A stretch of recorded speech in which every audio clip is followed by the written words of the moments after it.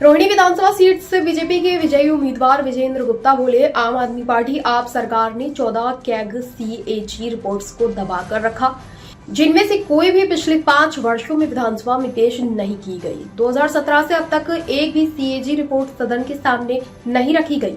इन 14 reports को इसलिए छिपाया गया क्योंकि ये आप सरकार और मुख्यमंत्री केजरीवाल के भ्रष्टाचार का पर्दाफाश करती है। अब जब नई सरकार सत्ता में है, प्रधानमंत्री मोदी ने आत्मविश्वास दिया है कि पहली ही विधानसभा बैठक में ये सीएजी रिपोर्ट्स पेश की जाएंगी। आम आदमी पार्टी की सरकार ने 14 सीएजी की रिपोर्ट दबा के रखी। पिछले 5 साल में एक भी रिपोर्ट सदन के पटल पर नहीं आई।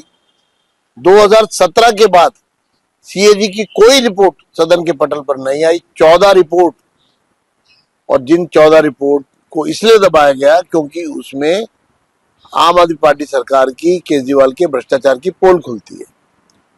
अब तो सत्ता परिवर्तन हो गया है, एक नई सरकार आई है और प्रधानमंत्री जी ने भी कह दिया है कि सदन के पटल पर पहली मीटिंग में ही सीएजी की रिपोर्ट रखी जाएगी।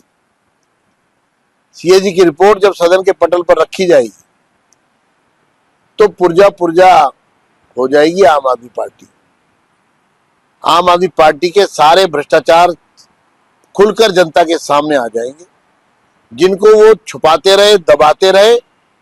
और देखिए, हम संघर्ष करते रहे, हम राष्ट्रपति जी तक गए, हम कोर्ट गए, हमने सदन में मामला उठाया तो सदन में विपक्ष की आवाज दबाई गई। अब तो ये लोग विपक्ष में हैं, भारतीय जनता पार्टी सत्तारूढ़ दल है। सदन के पटल पर बाजे गाजे के साथ जब रिपोर्ट रखी जाएगी तो मैं दिल्ली की जनता को कहना चाहता हूं, इनको माफ मत कीजिएगा। ये भागते हुए नजर आएंगे सदन की बैठक से।